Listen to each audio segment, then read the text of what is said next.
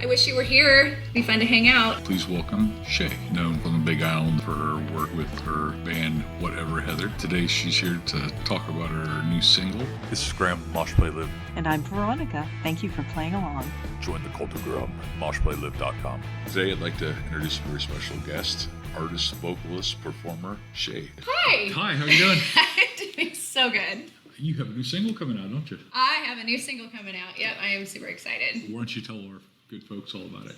So this song Dreamer is a song that I came across while I was living in Nashville. It was written by Marty Fredrickson, who is a friend of mine, and we were hanging out and stuff, and I was just checking out his book one night, and I sat down at my piano and I recorded myself just playing it very lightly and just kind of messing around, and man, it's just so beautiful. And it was during the pandemic, and the words about Dreamer are just so much about, the future and hope for the things to come and for better days. And it's kind of, like along the lines of, and I'm not necessarily comparing the songs in any other way except just the hopeful feeling like a song like Imagine by John Lennon gives, where, one of my favorites. Yeah, it's sad and yet it's hopeful and beautiful and touching. And so anyway, I sat down, played it, and posted it on my social media, and Marty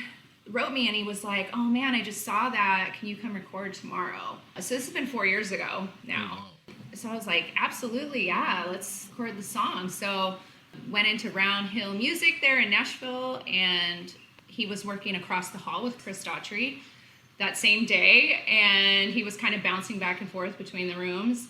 His son Evan, anyways, helped me get a beautiful kind of first draft going, and then Marty was able to spend some more time. But anyway, we recorded it. I got to play the piano on it, which I was not expecting because that's not really my strongest point. All those videos over the years of you sitting by the piano singing and everything. And I inherited the piano from my dad. yeah.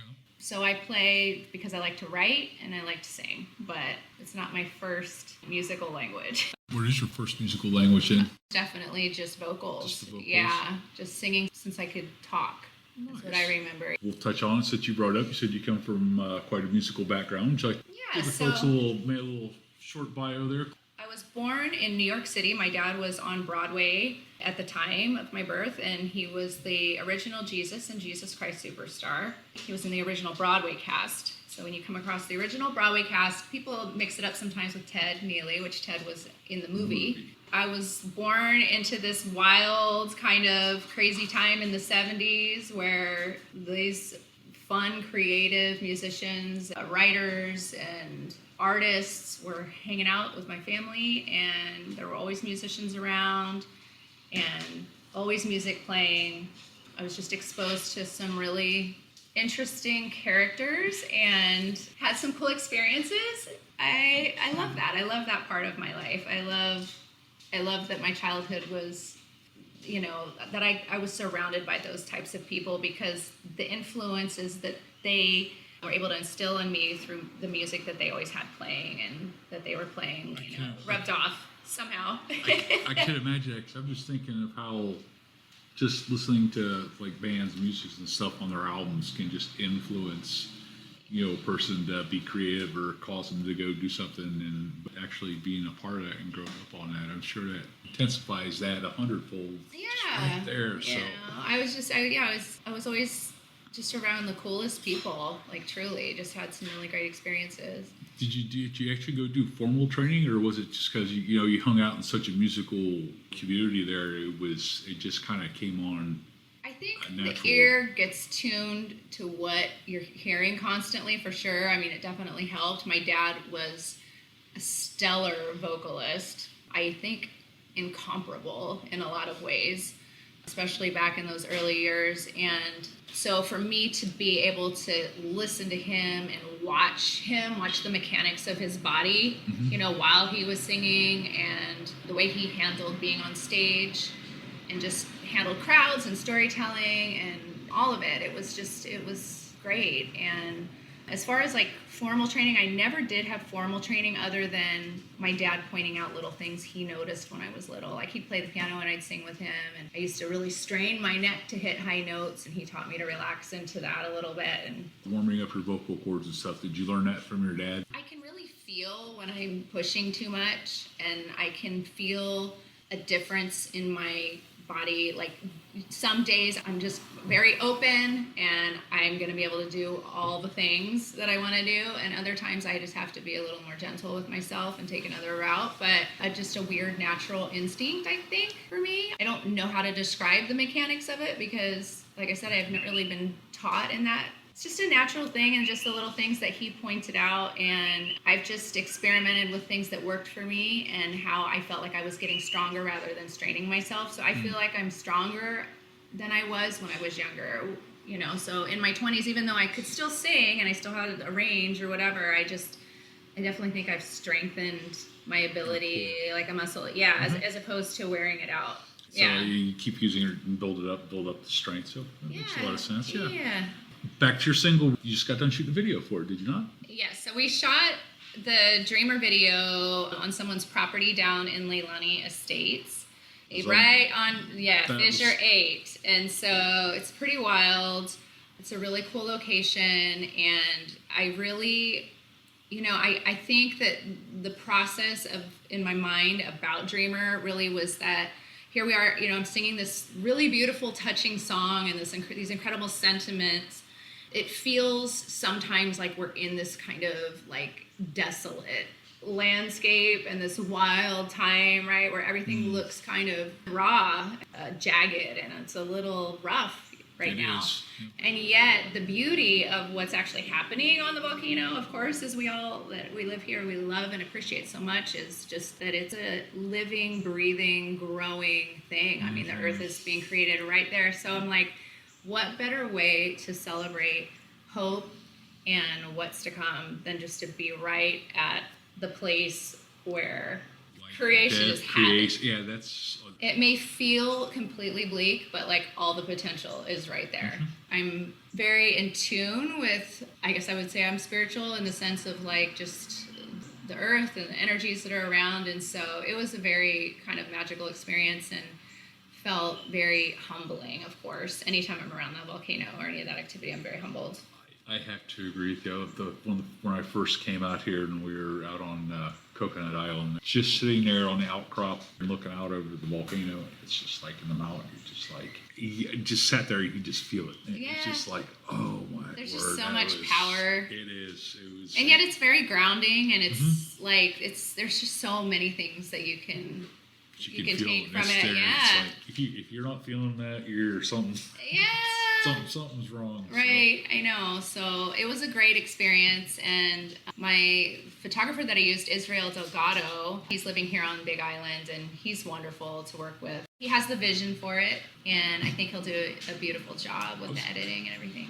When you were doing the video for Dreamer, was that kind of like all you, or was it the idea, like a team? Or it was, Marty's been really cool in the whole process. He hadn't really been planning on putting the song out again, I think. And then when the song, so Ozzy Osbourne originally put the song out in 2009. Okay. And then when he heard me and I had done such a different take on it, Marty, he got reconnected with the song. So I'm happy to say that when I've spoken with him about it and just about the vocal and about the whole thing, he's like, man, every time I listen to this, I just cry. It just brings tears to my eyes. It makes me cry. We've got to put this out. So when that came to the video, he had some ideas and we were kind of going back and forth. And of course, when you're brainstorming, I wasn't feeling it. I was like, man, these are just not good. And this isn't right. And he's like, well, you should come out to Nashville and we'll shoot out here. And I'm like, man, I live in Hawaii. This is the most beautiful, incredible landscape, on planet Earth practically in my mind. I just think it's amazing, and like how often do people get to see it? So we just talked about doing it that way, and he's like, I think it's cool. So I sent him some shots and he said, it looks sick. That was his exact word. That's always a good thing in and rock that and was roll. it. And and then he's just been trusting me. So he hasn't even seen the first cut yet. I haven't even seen the first cut. I've seen a couple little snapshots from Israel, but he's editing the video this week, and we should have a rough cut, hopefully Nice. in the next week or so. So here on the Big Island, you are very well known for your band, Whatever Heather. A little bit. I mean, I think more and more maybe people are starting to realize we're out here, but when I came out in, I guess it would have been 2021, I have to be completely honest and say I did not plan on doing music anymore. I really was just, I mean, I can't not sing because I am a singer. And that, that's just one of the ways I express myself, probably the way people write in a diary or something. So Yep. I have to sit at the piano. I have to sing. I have to write from time to time. And, I'm not saying that I was just like, oh, I'm never going to open my mouth and sing. But I really didn't expect to be playing shows anymore on any consistent basis, really.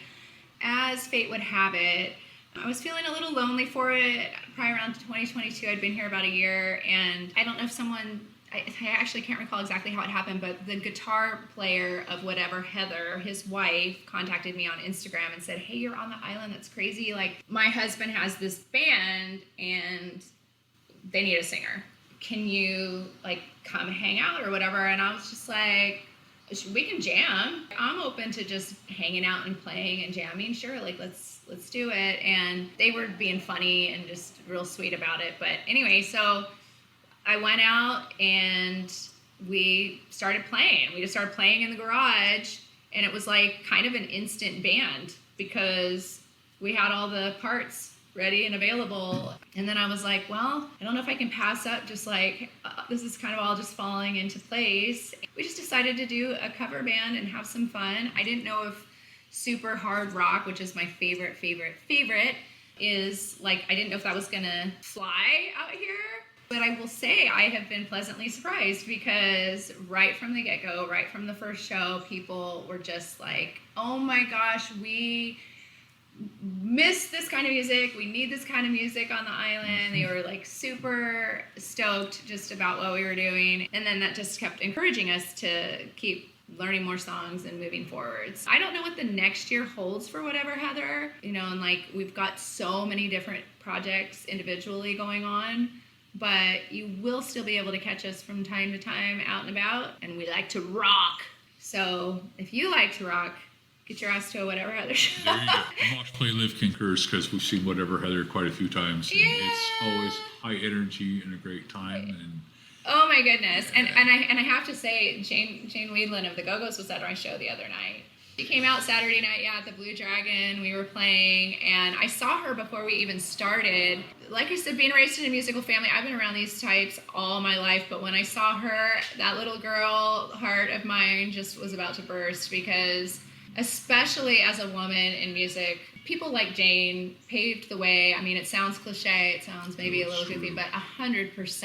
I mean, these are the people for us ladies that love to be out on stage and doing our thing. I mean, they were doing it before it was totally accepted, it's really like a rebel. Say she's been through a lot, but boy, so I definitely was like, oh my gosh, I was feeling a little nervous, and she was just so sweet. How do you discover somebody's out in the crowd like that? You just kind of notice it, or somebody put it like a purple bug in your hair. ear? She's beautiful. Yeah. She's stunningly beautiful, and then she's just got purple, short, funky punk hair, and she's got the vibe that I think is just the best in the whole world. So I know you. and it was early, we hadn't even started, so there were just a handful of people were kind of trickling in, and they got their spot early, and she sat right out front, and she came and danced. That's and the spot to be. it was good, yeah. The Blue Dragon. So you're once a month, monthly at least? We've been going once a month. Yeah. I will say that I love playing Blue Dragon. Delphina is a woman's woman.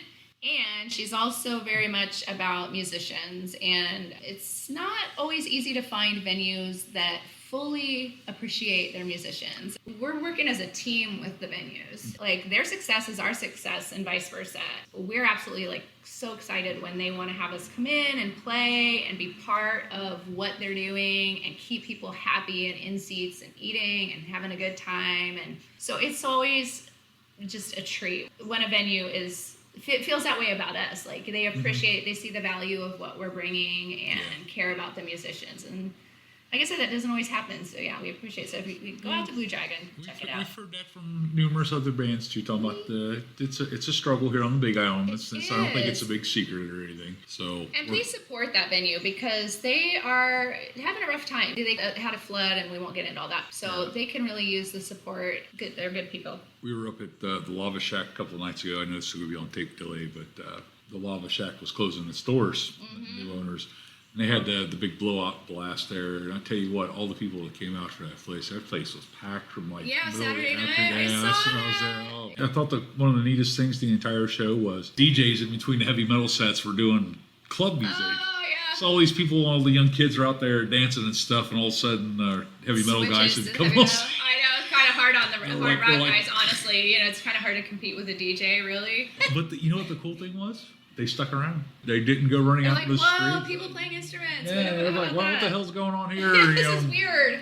We're all these Alternate weird people. universe. Weird people acting. You can dance to hard rock. You can dance to the hardest rock ever. I mean, it's just get out there and have fun. How about living in big music city there, Tennessee? I had a great time in Nashville. I really wanted to go and just experience what we all hear about it. You know, just going into just about anywhere and hearing the top-notch musicians from all over the place. You're just constantly being saturated with just the best of the best music everywhere you go. It was a great experience. It was really good. Hawaii has my heart. Hawaii's had my heart since I was 15, and I always knew that this was the destination and the final plan. So Nashville was somewhat of a detour for us and a good one, and that's where I met Marty. I was playing at, I want to say, the Basement East. I was playing another show, and Sandy Gennaro was the drummer that night. He played with Cyndi Lauper, and he's played with Joan Jett.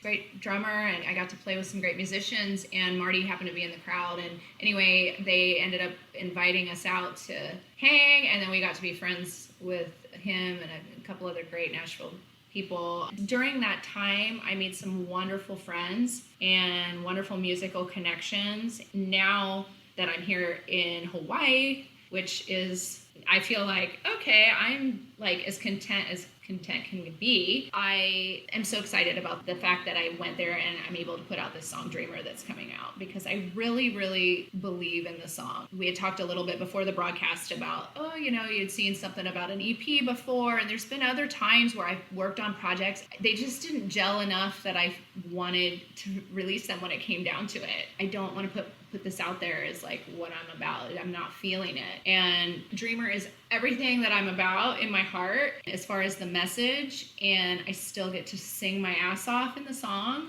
being produced by the best. So this song is coming out, and I hope everyone listens to it, and I hope they feel the same way about it as I do. I've heard snippets there on Instagram a little bit. Yeah. I like it. Thank you. Yeah, and it's not, wait to hear the whole thing. It's not done, it's still kind of, there's a little bit left to even do in the studio, so we don't even have the mastered version or anything yet. Oh, wow. But yeah, it's getting close. Nice. Oh, well, here, we'll do a couple fun questions. Okay. Do you have a favorite venue you played? Favorite venue I've played? Or you want to play? Is there like a dream bucket list place you want to go be on stage? Well, I would love to play a festival. Who wouldn't want to go play out at a festival?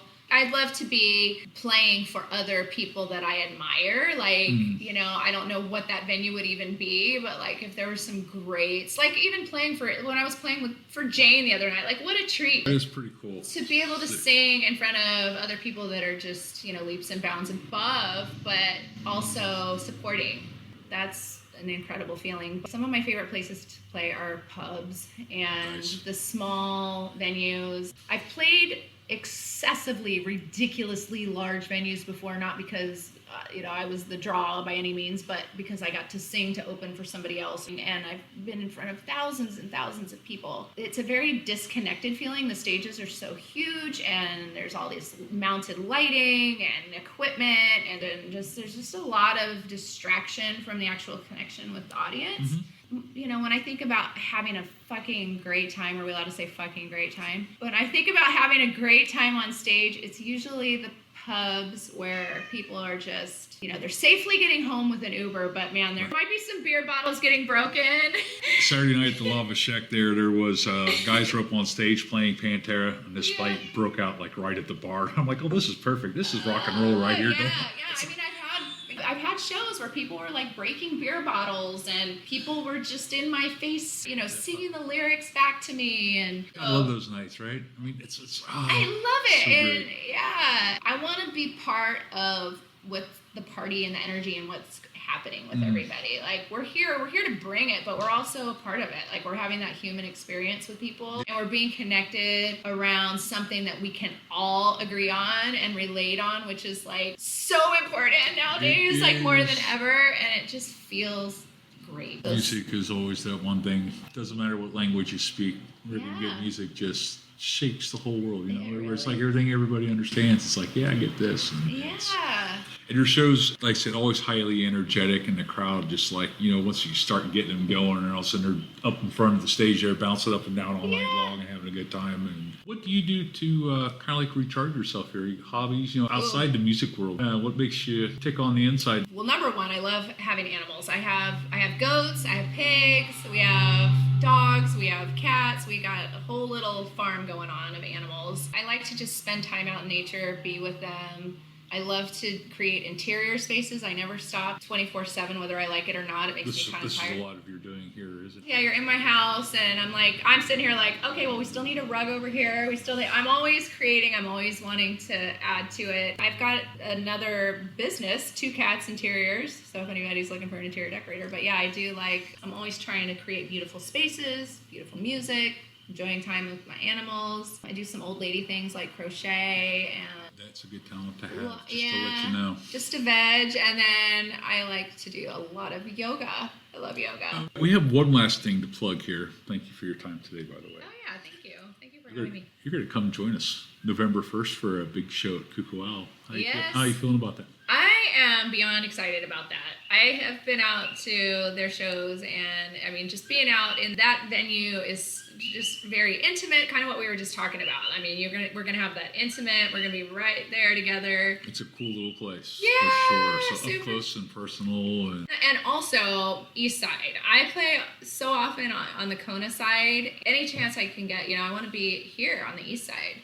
We like that. Yeah. Last time, whatever Heather was in town, you guys packed out the house. That was an awesome show. Thank you. Yeah, it was a lot of fun. I love being on this side. I get to play with some different guys. The Whatever Heather band doesn't get to make it for that, so I'm gonna have some fun playing with some friends.